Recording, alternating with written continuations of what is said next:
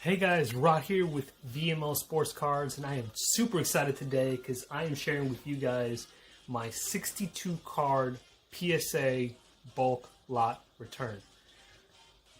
Truth be told, this actually came to me back in September. Let me run the dates down for you here real quick. So let's see, so PSA received this particular order in October of 2020.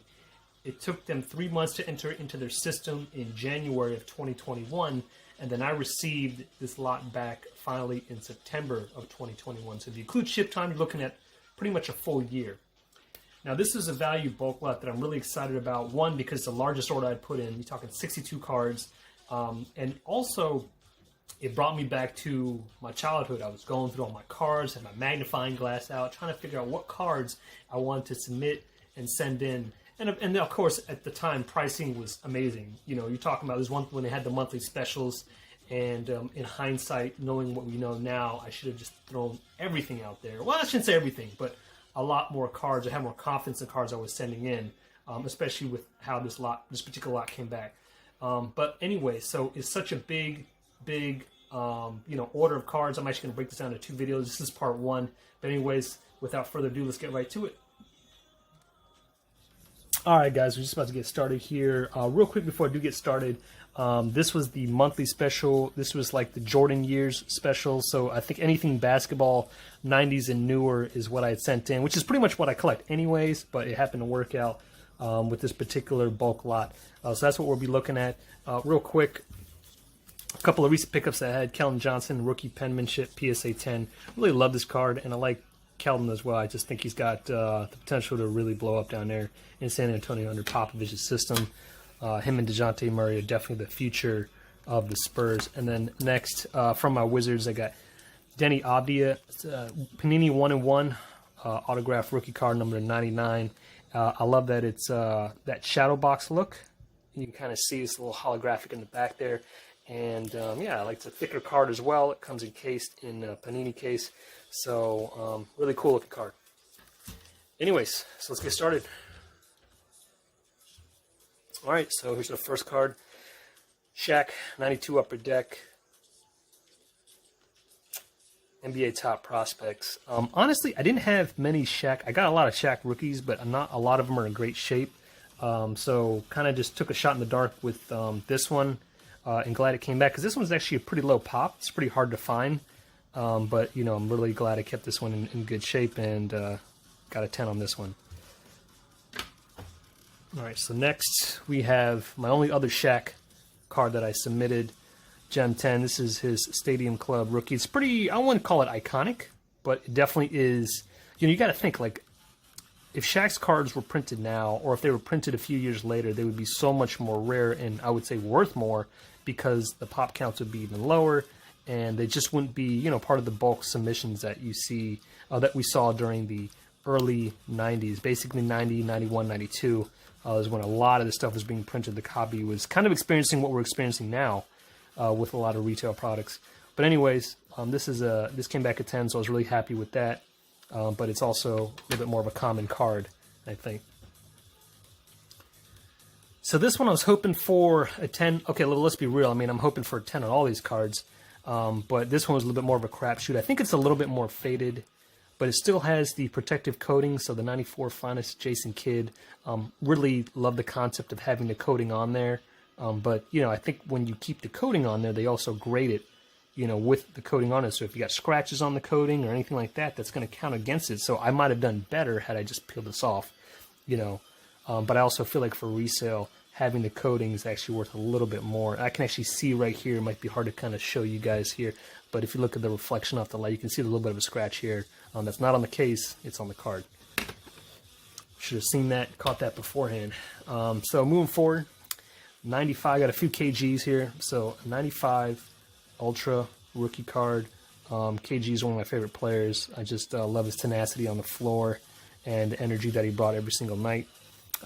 This one, you know, it's a 9. You know, I think corners look good. You know, it's hard to tell how the centering is by comparison, but, you know, you got, like, if you look at the edges over here, you can kind of see there, you know, you can see a bit of white. So I think that's probably why I got a 9 on this one. Keeping it with KG, 95 Collector's Choice, mint 9. I noticed with this one, bottom right hand corner has a slight ding. Nothing terrible, but when we're looking at these cards and we're trying to get the best possible grade, then these are the things I understand that they're going to be picking away. But back looks pretty clean. Pretty cool looking card. You see how young he is. Amazing. Straight out of high school, KG. All right, so I've got a 95 metal Kevin Garnett rookie. This one also came back a 9. I'll tell you, this one was a little bit tougher. I thought this one was in really good shape. I looked at this one after I got it back, and I'm not really sure where I got dinged on the 9 for. I mean, the back is clean, the corners look clean, the centering looks good, So this one was, a little bit more questionable, but I also wonder if PSA just has to meet quotas. Like, they just can't give 10s on everything, even if it is a 10, I just don't know. So we got another Topps KG. This is a mint 9. And this one, I would probably say, if anything, maybe the bottom right-hand corner also is not as clean, but generally speaking, a nice-looking card. And actually, I recently bought a lot of, like, 6 more of these off of eBay that look to be in pretty good shape. I got to inspect a little bit closer, but I really want to get one of these in a 10. I think Topps is just it's an iconic set. All right, so moving forward, we got here one of my favorite sets of all time. I bought this entire set, complete set, including Kobe, Iverson, Jordan, all the stars from the mid-90s, the Skybox EX2000. This one I sent in because I feel like certain base cards are worth it. I really love the look at this. This came back a mint 9. When I look at it closer, you may not be able to see it, but there's a little bit of a scratch right here, and I can understand that these are very, very condition sensitive. It's an acetate card. You can kind of see through the back there. But it's just, these die-cut cards are really, really tough to grade and really, really tough to not scratch or just have in great condition. But in this particular case, I see a little bit of a scratch right here, which is unfortunate, but a mint 9. So, I'll take it. It is what it is. And as you see with my next one, you can see I will take it because some cards you think you look at and you've done a good job at checking out, but don't turn out that way at all. I don't know how I missed this, but there I don't know if you can see it there. There's a huge, almost like fingernail type scratch right here. I'm gonna try to move it a little bit closer to the camera here so you can kind of see. Let's see, can you see it? Yeah, you could. Let's see, like right there. Kind of pull it away. I have no idea how I missed that. At first, I was like, "How the heck did I get a 5? What a waste!" First of all, the card, and then second of all, I'm probably going to sell it now, but I'm not even going to get too much for it. But, seeing it now, I should have caught that beforehand, and I didn't. So that's my bad and my fault. Oh, it's the right way here. All right, so keeping 196, which is really when I started getting into card collecting more. I got one of my favorite players is Ray Allen. His Metal Fresh Foundations rookie card, mint 9. Remember, I pulled this from a pack. And if you see my other videos, I also have this in the Kobe too. I had pulled Kobe from a pack as well, which is one of the nicer or bigger cards I got when I was a kid. Pretty sweet card. Again, kind of same thing. I'm not sure where I'm getting decked for this as a 9 versus a 10, but it is what it is. It's good photo of him though. All right, so next we have a 97 Metal Universe Gary Payton Gold Universe insert. Man, these inserts were beautiful and amazing. So this I actually pulled when I was a kid. I don't remember the exact odds on this, but I want to say it was something like it was like probably a case hit. It was probably a case. It was like 1 out of 288 packs, something like that, to pull one, and I got Gary Payton, so I was pretty happy with that. Oh yeah, like I made a note here, actually Pop 2, I don't know what it is now. This is back when I got this in September, but are such a sweet card, man. Such a sweet card. And I'm really happy to see that these actually carry some value as well. It's pretty hard to find. But yeah, this has a Pop 2, and actually there isn't anything that's graded higher from last I had looked. I don't think there's any 10s that are in existence. Keeping with rare inserts, another rare insert that I pulled was a Gary Payton Electrifying. This came back as a mint 9. Yeah, the glove. This also I was really excited to pull, and yeah, I mean, what are the odds that 2 of the best inserts I pulled as a kid in terms of odds ended up being both Gary Payton? But, you know, these are things I kind of forgot about till I looked through, and I was like, oh, this is a sweet card. I need to send this in. I mean, this, you know, as a Kobe, you know, graded as a 10, you know, who knows what that's worth. But it just, there's definitely a market for some of these rares. Yeah, as you can see, Pop 4 back in September, so we'll have to see if that's any different now. But, you know, honestly, both these cards looked pretty good, so I don't really know where I might have gotten dinged. It's going to be really tough to tell, or if they just felt like they couldn't give out a 10. Another star from the 90s, Tracy McGrady, 97 Topps rookie. This came back a mint 9. Not really sure what to say about this or why it came back a 9, but maybe slightly off-centered. Yeah, actually, you can see the corner here, lower left-hand corner on the back side is a little bit dinged, so it is what it is. Another one of my favorite sets. You know, coming off, I mentioned to you the 96 version. This is 97 Skybox EX 2001. Tracy McGrady, mint 9. I also had this in the Duncan. Those were top 2 rookies that year. And, you know, these are very, very sensitive too, because these are also acetate, but they are very susceptible to scratches that you may not see. All right, so we're moving forward now. Now we're heading to 1998, and we have a Paul Pierce Topps Finest Rookie Gem 10. This I also pulled from a rack. I'm pretty sure that I pulled for whatever reason, I'm pretty sure I pulled the Finest Protector off of it. I don't know why, but you know, I did. But nonetheless, Paul Pierce was a favorite player of mine. He's like a love or hate type of guy. You either love him or you hate him, depending on who you're cheering for.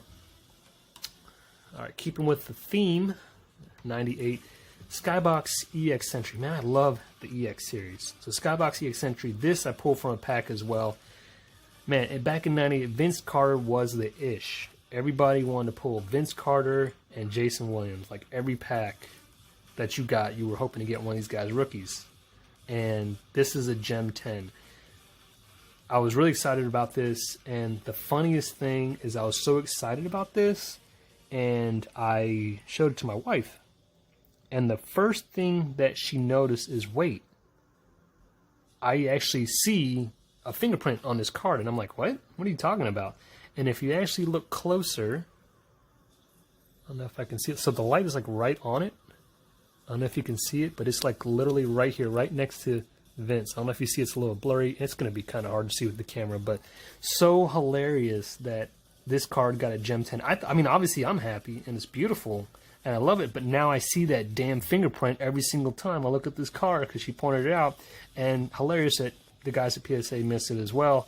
Or maybe it was their fingerprint. I mean, who knows? Nonetheless, this is a really rare card. I want to say the pop count is maybe like 160 or so on this last I had looked. But pretty rare card, just an awesome card. You know, Vince didn't quite turn out to be, you know, the next Jordan like they had anticipated, but, you know, obviously one of the longest careers in NBA history, spanning over, you know, almost 3 decades. Or I should say 2 decades, but, you know, over the 90s, 2000s, and 2010s. So, moving on. We've got another one right here. Topps 98 Vince Carter. Man, I bought a gajillion of these packs when I was a kid. I definitely remember buying these, and these were very condition sensitive as well. The corners, the edges, it was so easy for, you know, just with the design, it was just so easy to rub off on the edges and then start having some white show. So really tough to get a good pull on this one. It looks like the bottom right and left but this card are not in the best shape. But finally, like I have a bunch of these other cards, and it's actually pretty hard to get them centered well. So pretty rare actually. I would say for most of the top sets, I would say this is probably one of the most condition sensitive ones. Keeping it with Vince, this is a pretty cool set, Flare Brilliance. I don't know why they didn't bring this back again in future years. Kind of like, in a way, kind of like Mosaic. It has like these cards have like a very glassy feel to them. I don't know how to describe them. But there was definitely like a higher end product that Flair had made. And again, it was all about pulling Vince. It was all about pulling Jason Williams. This one came back a mint 9. But these are also known to have surface issues, you know, just very easy to get scratched. But nonetheless, very cool there. And I love how, like, when they have the T here, it almost looks like a cross. You know, I'm not religious at all by any means, but I just love the look of that, you know, within his name. That's just so cool. All right, so moving part of that 98 draft, a guy that, you know, nobody really had talked about until later was Dirk Nowitzki. This I remember pulling from a pack specifically because I was like, who the heck is Dirk Nowitzki? I think he was the 8th overall pick that year, but obviously, you know, at the time, he wasn't sexy. He wasn't the hype and the guy that everyone was kind of going after or talking about. But when I pulled this from a pack, straight to the sleeve and top loader, I thought it was in good shape. Kind of surprised that this one got a 9. Obviously open for the 10 like everything else, but it is what it is. All right, this one right here, the 98 Topps Dirk Nowitzki. Remember I told you I bought a ton of those packs to try to get Vince and J. Will. And along the way, you picked up a few Paul Pierces and some Dirk Nowitzkis. And so this one I sent in. Really glad I sent it in. As you can see, came back a 10, which actually is pretty rare. I don't know the pop count off the top of my head, but this is you know, easily a $300-400 card. But yeah, man, Dirk has become. I think I just love all these guys from the 90s. I just love all these guys from the 90s. They're just, I just feel like they're kind of underrated and looked over, and it's just, you know, they are reminiscent of like my childhood. I think of that, and you know, admiring these guys and whatnot. But anyways, love that card. All right, so basically the remaining cards I have are going to be all Tim Duncan. So I just feel like Tim Duncan was really, really, really underappreciated. Even now, even by the time he retired, I mean, the man has 5 championships. He's got, you know, MVPs. And he's just kind of overlooked, like Mr. Fundamental. He's not sexy, you know, he's not going around dribbling and dunking on you and stuff, but you know, he's not a guard, I should say. He's a big man, and I guess with big men it's definitely harder to see that same desire with the hobby and whatnot. But in terms of one of the greats of all time, no, hands down, he is up there. All right, so the 97 rookie discovery, Tim Duncan. So I will tell you that a lot of the cards I'm going to show you that are Tim Duncan's, I actually got from a show, a card show that I went to when I was in college. I went to Virginia Tech, so in Roanoke's about 30 minutes away. Went to a card show, and when you start going through your bins, your dollar bins, you see, or your 50-cent bins, and you see like the discounted stuff, value stuff I had. So I love, you know, that's where I got a lot of my Garnets, my Tim Duncans, and that's actually a lot of what I'm going to show you guys today. So 97 hoops. You know, I was never really a huge fan of this design. I thought it looked kind of childish, kind of cheap. I wasn't really a huge fan. I guess hoops is always kind of known as more of a budget type of, you know, product. But that one came back a 9. I sent it in because I looked at the surfaces, edging, corners, and all that stuff. It looked good, and got a 9. So this one I sent. Let me see how many I sent here. Yeah, I sent 2 tops. I have more of these tops, and I really thought the ones I sent in should have came back as 10s. I don't see anything wrong with these cards. I mean, maybe you could argue the bottom right portion of this card has a little bit of a ding, but I just feel like, yeah, I don't know. I'm not sure what happened here. And here's another one. Yeah, just, I mean, maybe the centering is off a little bit, maybe 60-40, you know, right to left, you know, but nonetheless. So, Duncan, Stadium Club, mint 9. It's funny how Topps Stadium Club was considered the superior product back in the day, but now people prefer Topps or collect Topps. Or I should say they're valued more than the Stadium Clubs. You know, even Topps Finest to an extent, they're not worth as much. All right, so this one is an absolute banger. So the 97 Metal Universe Tim Duncan rookie. This one, again, I didn't pay special attention to. This is actually the only one. I know this is the only one of this kind that I have. And I don't remember how I got this. I don't remember if I pulled this from a pack or if I got this from that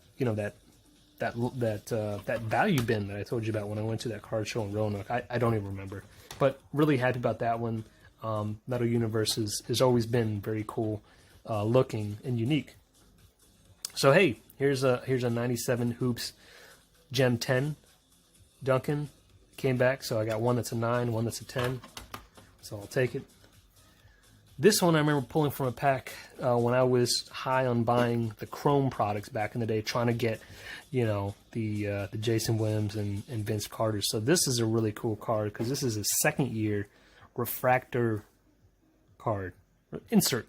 So newcomers, season's best, newcomers, refractor gem 10. So refractors are essentially the same thing as what we call prisms nowadays, but I love refractors more.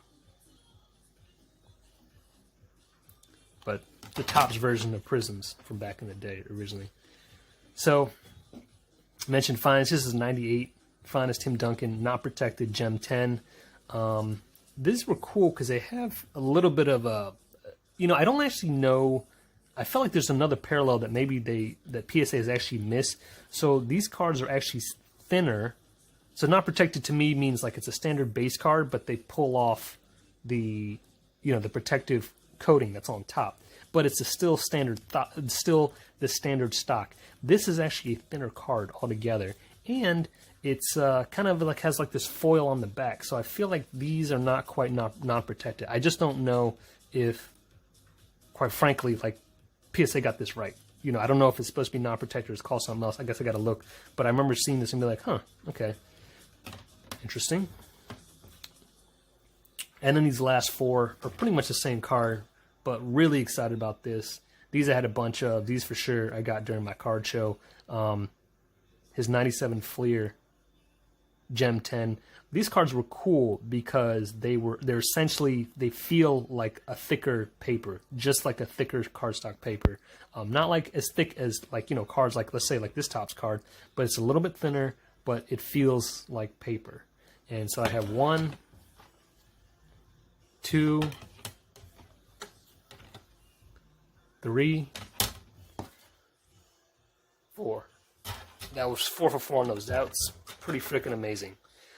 Anyways, that concludes part 1 of my 62 card PSA return. So on the next one, definitely stay tuned. I'm going to post it here really soon. And I'm going to go over 2 of our greats, MJ and Kobe. So excited. You guys, I'll see you all next time. Tune in.